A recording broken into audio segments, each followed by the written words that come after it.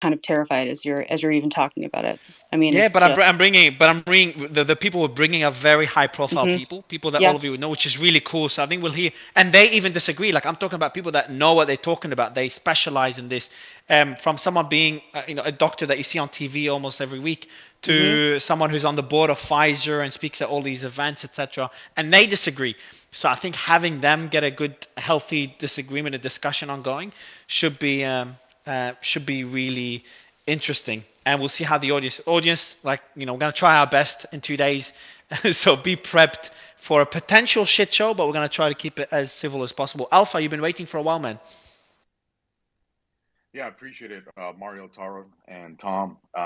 I'll try to shotgun some points out real quick, and then if you guys want to bring me back later to discuss them, I don't mind. And like I said, anyone that's part of media, podcasting, or news, feel free to reach out to me.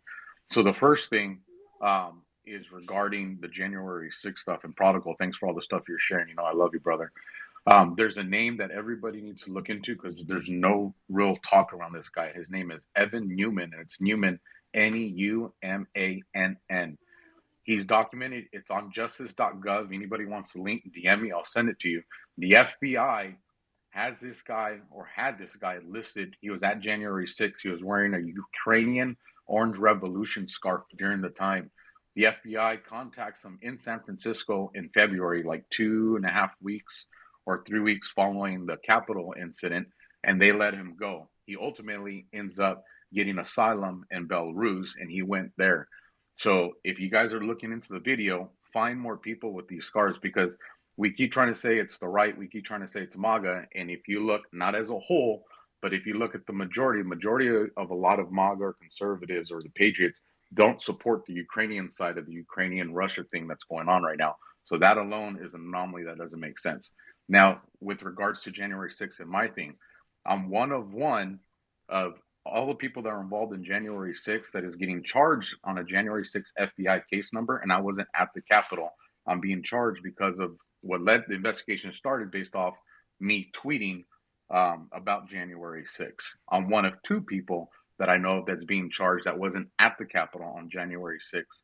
In addition to that, the FBI agent that's handling my case is Enrique So Armenta. do you mind if He's I ask you, sorry, Alpha, do you mind if I ask you, by the way, I'm chatting to Barry to see if Barry Weiss can join us today, to go through her drop. But just a quick question, and I know with the conversation is kind of digressing to January 6th, but like what were the tweets, if you don't mind me asking, that led to the FBI investigation? If no, you're open to sharing.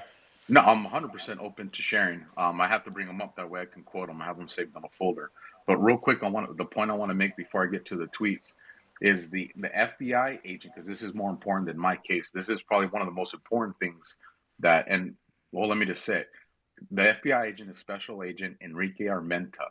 He's the same agent that was responsible for handling the Capitol poster boy um, with the tattoos on his neck. Now his name evades me, of course. Um, but you guys know who I'm talking about. He was the one that came out on time. He testified before the Capitol. The allegations were that a January 6er tased him. My FBI agent that's investigating my case is the same one that was in charge. Fanon, thank you, Capitol Officer Fanon. He's the same agent that was tasked with handling If that. On and August, just I'll without get to going, your. yeah, without going too deep, because we're getting a bit too deep into January 6th, but I know that you're personally impacted by it, so I appreciate that. Yeah, I want to go Be deep good, like. into it, Mario, but I want to make this point because this is there are a lot of important ones, but this one specifically. On August the 4th of 2021, Armenta, along with another person assigned to the Joint Terrorism Task Force, came to my house to return my electronic evidence. While he was there, I asked Special Agent Armenta, I go, people do not trust the FBI anymore. And he goes, why do you say that?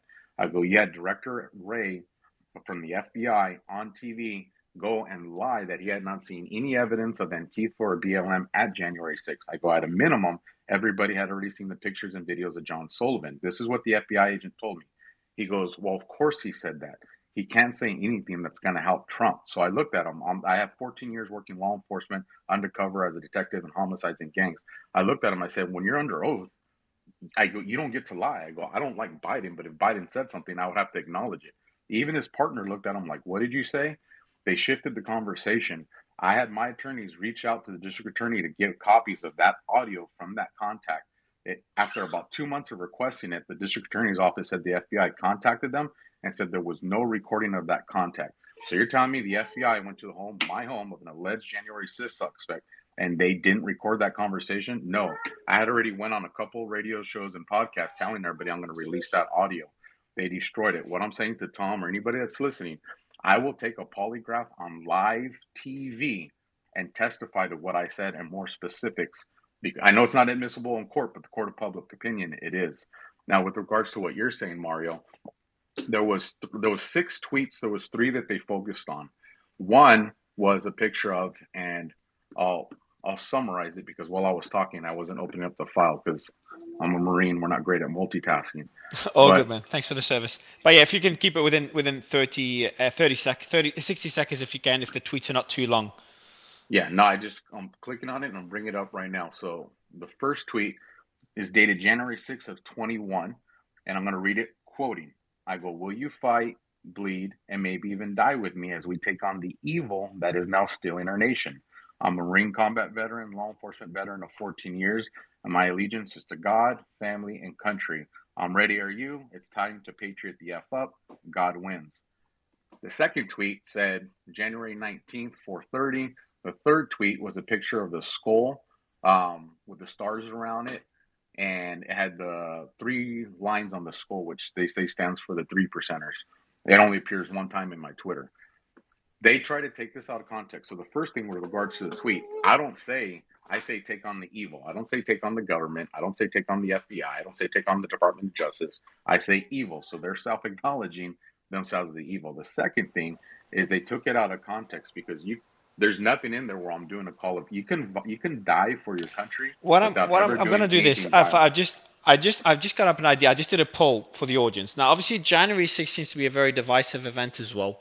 Not something I even considered covering, but I've just put out a poll. Let's see if the audience thinks it's a good point to cover. Like we can bring people like yourself, Alpha. I appreciate you coming on stage. I'm going to send you my number on WhatsApp so we can communicate directly. And if we do this space, would love to have you on the panel. We can get someone from the FBI or ex-FBI to come on stage as well and like go through the tweets, like what you said, like targeting evil when they say, hey, maybe you're implying you're referring to us. I don't know. Like they can he probably look into it. He might be like, yeah, actually that's a bit weird that they're using this as a reason to indict you, whatever, investigate you. So I think I'll ask the audience to see if it's a worthwhile discussion. Every space I do ask the audience. I did a poll earlier if they want us to cover the World Cup and get a few commentators to cover the World Cup, get a few players. I think we can get Messi because I was on a space with Messi not long ago. I was Well, invited to a space with Messi. So if you allow me, I'll see. Mario, I'll wrap it up in 30 seconds just to make 30 seconds, something man. If you don't quick. mind, please, bro. Please, Yeah, man. I'll make it a quick 30-second.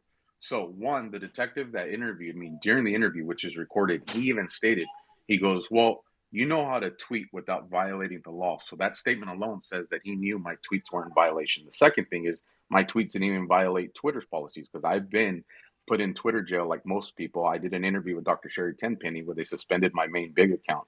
And the last thing that I'll say so everybody understands is I wasn't some crappy cop. I've been awarded the Medal of Valor. I have an award from the FBI, signed by James Comey. I have awards from Congress, awards from the Senate. So this is who they did it to. I'd love to come back, give you guys the detail. Tom, Man, please reach out. I I'd like think to you'll hear more. be, yo, Alpha, I think you'll be coming back, man. I just did a space and it's already, I didn't expect this at all. It's at 85%. It's already 1,200 people voted in like seconds. It's at 85% saying yes. Wow.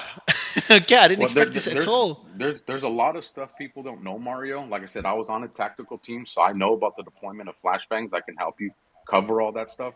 But when it comes to free speech, what we're talking about here, I am an absolutist. If a private company wants to make rules regarding their private company, then that's a private company. But then they fall out of Section 230.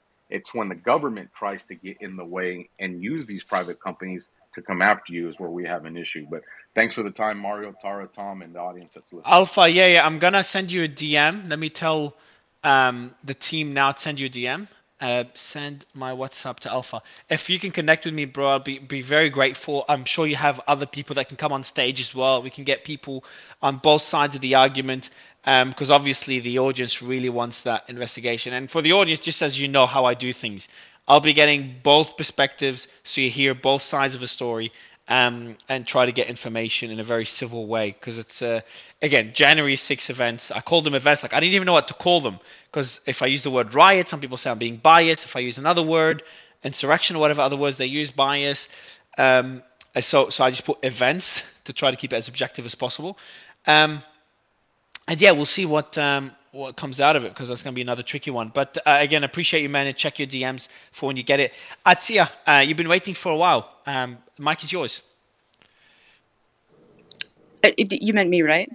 I did, yeah. I'm really bad. Achia? Athia, yeah, no, Achia. Athia. Shit. Sorry. you're good. You're good. Yeah, so there's a lot here, and Alpha, yeah, thank you for speaking on that. Very, very important stuff, obviously. But to go back to the file drop, and really the conversation, as Tom said, being around the dangers of suppression and free speech. I think that Elon is being intentional. He's talked about the importance of being intentional with any of the businesses that he's had, and I think that he's doing that to develop Twitter, to show that it's going to be a very different animal, 2.0 versus 1.0. And I think that he's intentionally demonstrating that through transparency. And obviously, the way that he's doing that is by getting ahead of all of this past stuff by opening it up and sharing it. So, given that, we can look at the things that he said he plans to do to neutralize, or to try to make Twitter now moving Yeah, forward. Athia, can you tell us very briefly, before I go to Piotr, can you tell us, like, what did Elon say he will do to counter the censorship on Twitter? I think Tara knows a lot about it as well, but I'll let you continue what you're saying, and maybe touch on do you know what he's actually, what his plan is? Yeah, so he's been a little bit sporadic about it, but he said a couple of things. So the first thing that he said was that nothing that is accurate will be taken down or suppressed. And then, of course, there were questions. People asked, how do you define what is accurate? Exactly. Right. He didn't specifically answer that, but I'm sure he's looking at it. And then he said, anyone being deceitful won't be tolerated. So that's a little bit ambiguous. What does that mean? But anyone trying to pass themselves off as someone else, that won't be tolerated. And then he said, so kind of the next rung is anyone being harmful or inciting violence will be suspended. He didn't say permanently banned, but he said suspended. And that is all just based on the content, having nothing to do with which side of the aisle that they're on. So he's looking at it as interesting. The threads and the content, totally nonpartisan. Go ahead, Tara. I was just going to say, suspended is permanently banned. When your account is suspended, you're banned. Some people, okay, so it is permanently banned. Okay. Some people were saying that it might not be, but okay, that's good. Well, as we've seen, I mean, there are ways to bring them back, right? So we've seen Elon bring them back. So it is a little bit tough, but once your account is suspended, you can file an appeal. Usually it doesn't go anywhere. You could ask Ed about that. He's in here. But yeah, once you're suspended, that's like you're gone. You're gone. But unless, Elon flips a switch and says you're allowed to come back, which he did with Kathy Griffin, who, he was, I think, the owner, right, when she was suspended. So I don't know. And that was for impersonating him with a blue check mark. You go ahead, Tom. Musk just tweeted out in highlighting Barry Weiss's latest thread. Under pressure from hundreds of activist employees, which is the way to describe them, Twitter deplatforms Trump, a sitting U.S. president, even though they themselves acknowledge that he didn't violate the rules. Again, this is the head of the corporation of Twitter confirming what his corporate documents say. Now, I've complained about the release of these records through this process because it gave the media an out to not report on the records because they, quote, didn't have access to them. Of course, that is usually excuse, not a reason. but it's an excuse that may fly with some quarters. But when you have the head of a corporation making these admissions about misconduct by the prior management, both in terms of election interference and abuse targeting the elected head of our government, it's hard to fathom why the media wouldn't be paying more attention to this, and why government agencies wouldn't be paying more attention to this. And to me, that's a striking point to highlight. And just quickly, secondly, what's also remarkable, at least as it's being presented here, is the quick pivot between suppressing Trump to suppressing material about COVID. And they quickly escalated, at least I know in my personal experience, suppression of information that the public health establishment and the transnational establishment in the public health sector, namely WHO, did not like.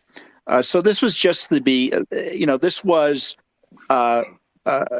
quickly metastasized this censorship of Trump, not only to hundreds of thousands of other accounts that we saw subsequently, but to professionals who've covered this, scientists, doctors, and expert commentators like myself, who were basically just highlighting government information in a way that was as pro-government as or government-oriented to make it seem as if that the private company actually became subsumed into the government operation in terms of the COVID so-called misinformation management.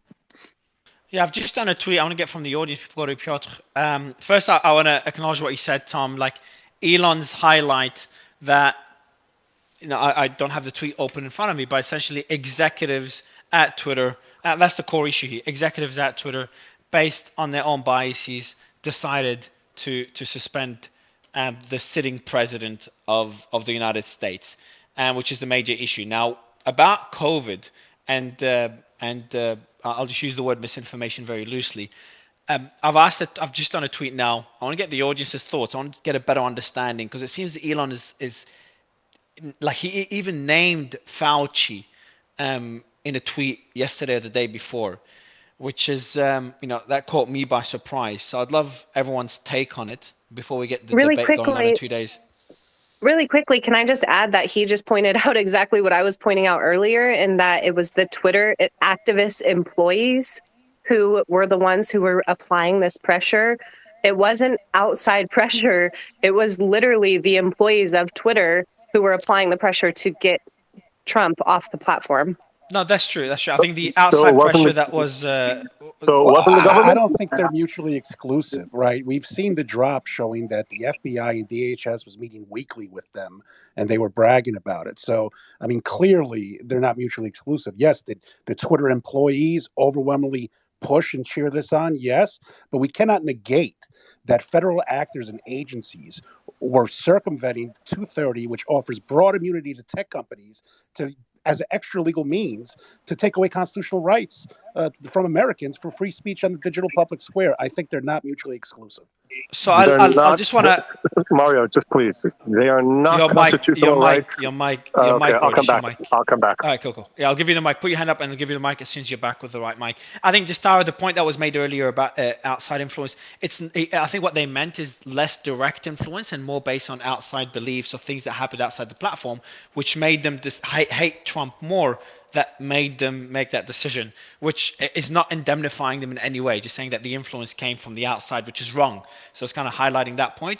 Also, I think there's drops in the past that did say that FBI had regular meetings and executives had regular meetings with executives at Twitter, which makes the situation worse, because if this is purely an inside job, then we go back to the things like, hey, it's not illegal. Obviously, Tom will go back and say something important, which is that they lied about it. That's a different story.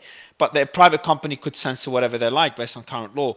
But then if the FBI influenced their decisions, then we're talking about a whole different story. And I think that's the point that Prodigal was making. And then the last thing I wanted to say, I forgot. So I'll give the mic to our Fidgetal dropped out. Go ahead, Stephen. But yeah, I was going to add. Piotr, sorry, but I know Piotr has been waiting for a while. Is that okay, Stephen? I'll give you the mic right after Piotr. No problem. Thanks, bro. Thanks, Piotr. My question to you is a bit different. I know you probably have a point yourself to make, but like we've brought up the January 6 events, and I don't want to digress again, but I brought up the January 6 events. So I would love you on the panel to discuss that because you were in Washington when that happened, yeah? I was about 3 blocks from the Capitol at a friend's house at the time. Yes. Ah, cool. Yeah, would love you to come on in 2 days as well as we get that debate going. But you had your hand up. Yeah, I'll participate in that. Well, that day was pretty interesting, put it that way. I think that, you know, to what was said a few minutes back by Tara, you know, facetiously, I'm going to be that person speaking now who some people in the audience don't want to hear from. But if you truly believe in freedom of speech and expression, then you're going to have to accept alternative perspectives. And I just think on the point about if we want to get true representation of people's opinions on Twitter and who should be let on or what the dynamics are on the platform, we need to see consistency. I know Musk has had the account platform for 2 months, 6 weeks. What I would appreciate from him is a clear roadmap, a clear visualization, a strategical plan that gives to me an illustration of what he wants to achieve, by when, including whom, to do to what ends, that sort of thing. The other thing is that when we're talking about whether or not we should reinstall people's accounts, don't forget that a poll done by him is only seen by people who follow him or who it's retweeted and therefore their followers. So the final vote was 2.5 million, which is obviously not reflective of the entirety of Twitter. So if we're going to be pedantic about statistical representation, we need to make sure that Are you talking about the Twitter votes? Yeah, the polls. Because yeah, but no, you can't use those polls as a guide just because the impact. No, but we're the bots. making reference to them, so I think we should keep that in mind. The other thing I would just say. No, just being pedantic if we're going to be. But the other thing I would just say is, you know, we need to have blunt and frank discussions about. He did resuspend Ye, or Ye, or how the hell you pronounce it. So, you know, is that something that we want to see no more of at all, or does it apply in very specific circumstances? And I know what Tom was talking about, that we need to address certain other things first before we perhaps go towards the specificities of child pornography. But I still think it's something that needs to, you know, a conversation needs to begin to be held about that sort of thing. That's all.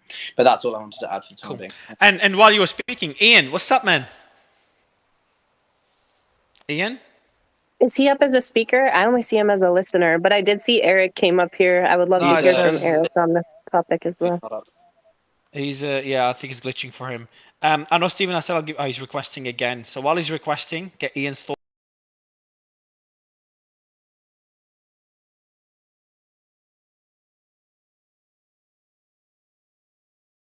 on all this, Stephen. You're back up, Stephen, because I know it was glitching for you. Yeah, as well. Just glitched out.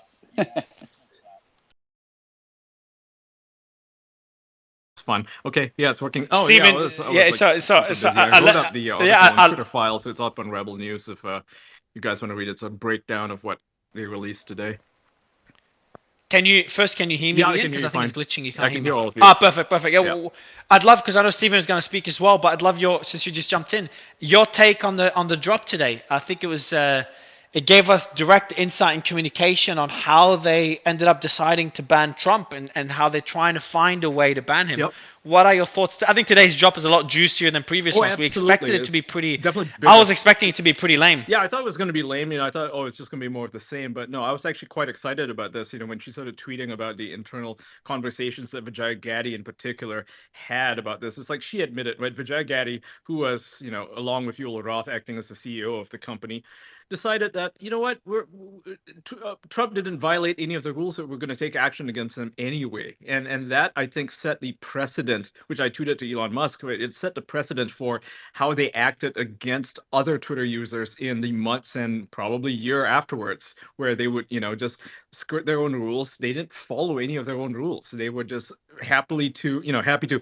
apply subjective reasoning to anything people were posting. It was, you know, the start of what I would say branding people as stochastic terrorists. Like anything that anybody says can be interpreted in the way that, you know, is the most negative way possible. Like like nothing Trump said violated the rules. I mean, he called people patriots and he said that, hey, my people who voted for me should not be disrespected. How is any of that incitement to violence? They admitted that it didn't incite, it was not inciting violence, and yet they banned him anyway. That is really concerning, especially considering how other world leaders have called directly for violence against people, for instance, Ayatollah Khomeini and all these African leaders, and no action was taken against them. Like, some of their tweets are still up and some of them were deleted, but no serious action was taken against them at all. And yet somehow with Trump, you had all these very emotional people going on about how, his actions are dangerous to democracy. And, you have like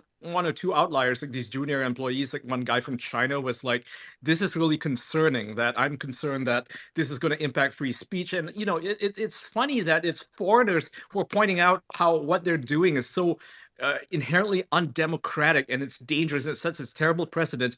And the executives just don't listen. They just act on their impulses because they believe they know better than anybody else.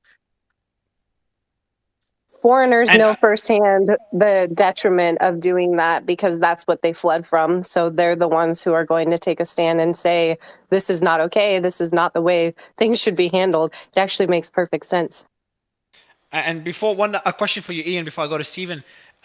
Two highlights for me as well were, other than what you mentioned, one of them is the references by Yoel, I think his name is Yoel, to Auschwitz and Hitler, and even putting both these, putting Trump's actions with those events was ridiculous to me. And the other one was an employee that was based in China. So, and we saw other employees. I want to also highlight, we saw employees say, guys, I think we're kind of going too far with this. And we had an employee from China say, guys, if we start censoring, even if I agree, if we start censoring, then we're heading down a really dangerous path. And then lastly, the third point, and I would love your take on it as well, is the person that became CEO, again, I'm bad with names, that took over from Jack. She did, yeah, exactly. But she did say afterwards, I would love your take on this, she's like, now we've gone a bit too far, and I'm paraphrasing, and we've got to look at other solutions, because when you start to censor, you go down a slippery slope, and we've gone a bit too far on that slope, and we need to have a meeting to discuss first how to deal with the impact, the repercussions of what we just did, but also how we can solve this issue of bias censorship. And she even mentioned the concept of quote unquote decentralizing it. What are your thoughts on these 3 points? Mario. Parag is a guy. Sorry, bro. Yeah. What are your thoughts on these 3? You better get his pronouns right. I mean, if anything, how would you exactly decentralize censorship? Like, how would you decentralize the suspending of having accounts? brothers, it's just patently absurd, right? I mean, first of all, why the hell censor him in the first place? I know they don't like him, and Yoel Roth's own tweets prior to this, like in 2017, he was saying that a Nazi is in the White House. That has clearly colored his judgment, and it's fine to have your own biases, right? I mean, everybody's got biases. I don't like certain people. That doesn't mean I want them censored, because I know that there are larger implications of this. And Yoel Roth seems so adamant on ignoring the advice of the people working beneath him. I mean, like in the previous drop on number 4, there was an instance where one of the employees was pointing out to him how Trump didn't actually violate any rules and how we might be in violation of our own terms of service. And he was like, acknowledge. Like he was like, okay, whatever. Like that was his reaction to being told that he has to follow the rules. Like he was not interested in that. And that's quite clear from the way that he ran the trust and safety thing. I mean, looking at what Elon Musk himself posted, off Yoel Roth, this guy has this history of promoting sexual deviance, not just, in his personal life or whatever, but on Twitter, right? I mean, this is the reason why Twitter was so friendly to like pornography, because this guy literally put porn in the office, right? And that shows the kind of the reason why they never clamped down on what might be illegal pornography on this platform, because of how he ran the place. It just, I mean, hopefully, with Elon in charge now, they're going to have a completely different system, one that's actually governed by rules and regulations, and one that actually follows the guidelines that, they're supposed to follow under, Section 230, because this is what they agreed to. The only reason why Twitter has been so, the government hasn't taken any action against it was because it acted against Donald Trump. Imagine if this was a different presidency, right? Clearly, everything that they're doing is wrong. So it's quite insane to see such a massive social media platform, arguably the most powerful social media platform, simply because world leaders use it and journalists use it, and this is where the news happens. For them to have such a lax system that's governed by feelings and emotions and not by standards, not actual standards. Do you think Parag's take at the end, and some of the last bits of the drop, Parag talking about, hey, this has gone a bit too far, and I'm paraphrasing, I'm not sure if I'm doing a good job at paraphrasing it. Do you think that even Parag and other executives realized that this kind of went too far? I think they knew it went too far, but they just didn't care because clearly they banned Trump and they didn't do anything to unban him or anything like that. They just simply sat with their decision. That's a very good point. That's a very good point. They never unbanned him. A very good point. Yeah, and they never, they applied the same rules, or well, rules in quotes here, on Trump, on other people as well. I mean, they tried to do the same thing to lips of TikTok, right? For in the past few weeks, I mean, before Elon Musk took over, they suspended her 6 times. Over what? Is over that nothing. so? This I was researching that one, Ian. Is that the account that was posting TikTok videos from people that were bisexual or trans or whatever? They were posting publicly, and then because I was listening to the All In podcast talk about this, and Jason debate this with Sachs, and so from memory, what they said was that these videos were already public. They were posting them, but the intention of posting them was to make fun of them. Now, I have a question for you. If those videos, and this is, I don't know the answer to this, it's a very tricky question, but if those videos were leading to people going to these people that posted those videos initially on TikTok, whatever, they go to them and start to harass them or threaten them, etc. Is that enough grounds to censor them? Absolutely Or there not. is Absolutely not. I mean, what happens when people call Elon Musk a terrorist or a Nazi? He's not censoring them, but what they're doing is essentially the same thing. I mean, they do the same thing to conservatives when they screenshot what conservatives are saying. I mean, there's like accounts like at Patriot Takes or whatever, like there's a host of them. There's a ton of these accounts. They do the same thing to the right. We don't complain about it. It's like, whatever's public is public, right? If you don't want people to criticize you, don't put your stuff up on TikTok and expect a safe space. It's ridiculous. And it's so when she's not like she's saying, hey, go harass these people. I have another question. So let's say they post those videos, lives of TikTok. They post the account posts those videos and says, let's go harass that person, or let's go give that person shit. Now I know you don't agree with this, and all of us don't agree that this should be done. If they did that, if an account did that, is that enough grounds for censorship, or no? Still not. Because I know I had a debate with Vivek about this. That would obviously be in violation of the terms of service. You're not supposed to harass people, right? You cannot direct harassment at anybody. Like explicit calls for harassment are very different from simply putting something out there. So this idea of stochastic terrorism can be applied any which way, right? And that's the concern, is they decided that when conservatives post something, it's for the purposes of harassing that person. It's like that is ridiculous. That means you can't criticize anybody, and they use this to stop people from talking about real issues, like, for instance, going after, like when I say going after, I mean like criticizing hospitals for performing transgender surgeries on minors. And this is something that they claim they don't do, and yet publicly they do it at the same time, right? Why are you not allowed to talk about it? Obviously, it makes people angry. Everything makes people angry. Anything can make people angry. But the idea that if a conservative posts it, therefore it's dangerous to the lives of those people, well, that's ridiculous. First of all, TikTok is responsible for that. She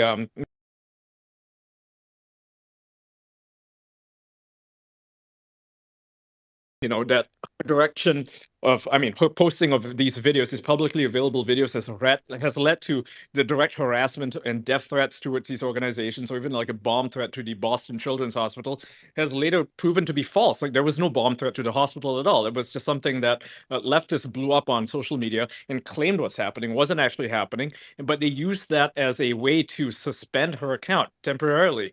So I don't agree with that. Like if she was saying, hey guys, everybody needs to go to the hospital and set it on fire, then yeah, okay, that's fine. Like I think that should obviously to these places. They're peacefully protesting, as is their right as American citizens to protest anything they want. So the idea that you can suspend somebody because one individual might do something crazy, well, that is chilling speech, right? That's like saying you're not allowed to talk about certain issues. You can't criticize Dr. Fauci because somebody might do something. Like, how is that okay to suspend speech, to suspend criticism of legitimate issues because of something bad might happen? Like, the law does not define something as something might happen. You have to actually fucking plan it. You have to actually do something for, to be prosecuted for it. So this idea that what you're saying could cause some crazy person somewhere to go and do something and use that as a means, as a justification to ban anyone from even talking about it, that is just pure censorship. And that is what they're doing to shut down any sort of conversation, any sort of criticism of any establishment organization. I mean, this is what caused Twitter to go and ban people for criticizing journalists. They claimed that was harassment because they changed their usernames to NPCs. Like, that was leading to the harassment of journalists. No, it wasn't.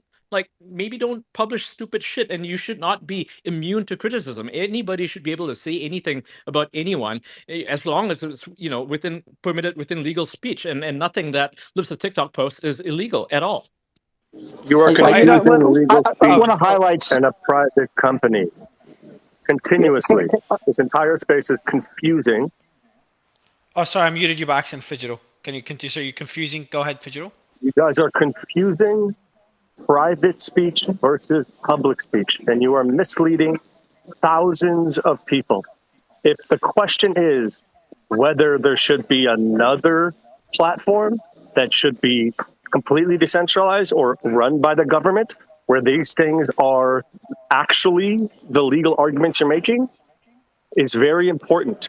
But I am tired of hearing over and over and over and over again from public officials, from people in the space. It is a private company that is allowed to do whatever they want with speech. So please clarify the difference between I think Tom made it. So Tom, just quickly, everyone. Just Tom, I know you were saying, so Fidgetal made a good point, and we talked about it earlier. Then I want to go to Stephen, and then I brought Vivek to discuss censorship, because Vivek and Ian had a really good interaction last space, and I want to have him discuss it again. But Tom, I want you to comment on what Fidgetal just said. And you said it earlier about, yes, they are a private company, but they lied about their censorship, and that's something. And then there's, of course, the collaboration with the FBI is the red flag. Well, that's officials making a legal conclusion that a lot of, many would dispute, especially in light of the facts and circumstances that we're seeing here. In some cases, private companies can be, for purposes of the First Amendment, limited public spaces that have certain requirements they have to follow. The question here is the government collusion? One other question here is the government collusion with the private corporation in terms of limiting the free speech rights of users of the corporation's product, such that the corporation, as I suggested earlier, becomes indistinguishable for the government for legal purposes. And I kind of go back to, I hope you've all read Animal Farm. But that famous image at the end of Animal Farm, remember? They look in on the party at the dinner, and the pigs are there with the humans, right? And the faces started morphing, so no one could tell the difference between one and the other.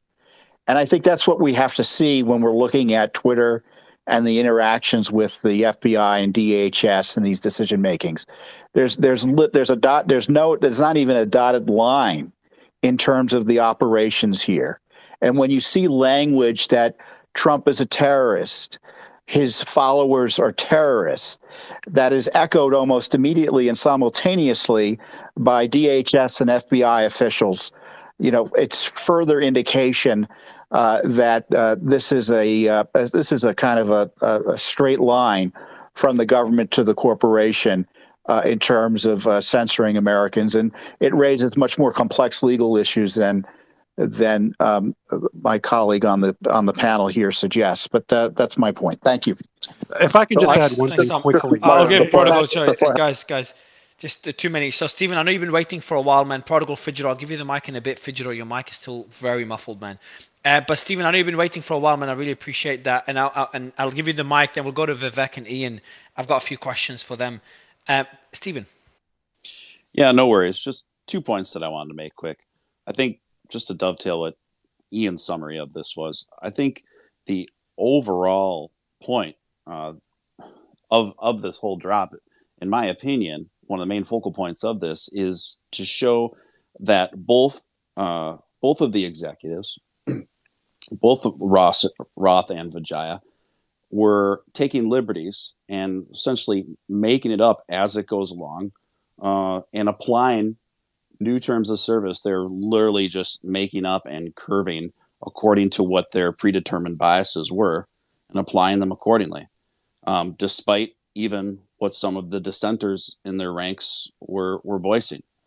So I think the liberties at which they took with all of the terms of service are incredibly notable. Secondly, this idea that Twitter is a private company. Was it a private company? If you're meeting with the FBI on a weekly basis and taking orders from them, essentially, to curate what speech is acceptable and what politicians should have a voice, into what capacity, at that point, I mean, we as taxpayers, we fund the FBI, okay? So at what point, it gets pretty blurry then, in my opinion, between public and private. And so people have every right to be outraged for more than one reason in this regard.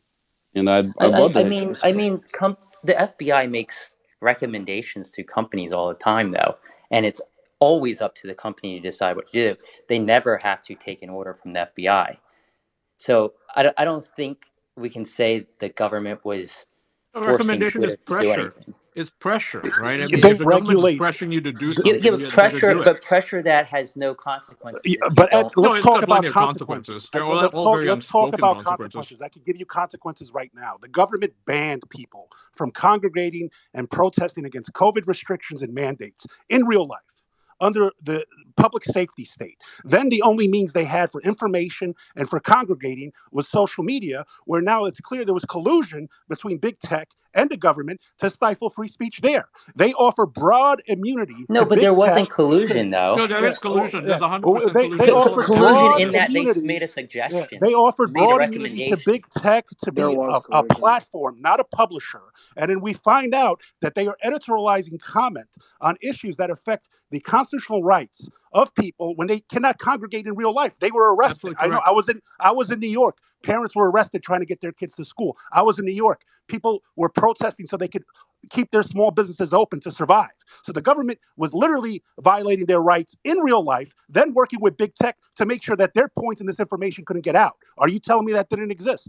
And this also happened in the UK and in other countries where governments, which were initiating lockdowns, were basically telling the social media platforms to suspend these users. There's a lot of evidence for this. I mean, with the ongoing case between Missouri versus the Biden administration, they found out that the DHS was meeting with them, on a weekly basis.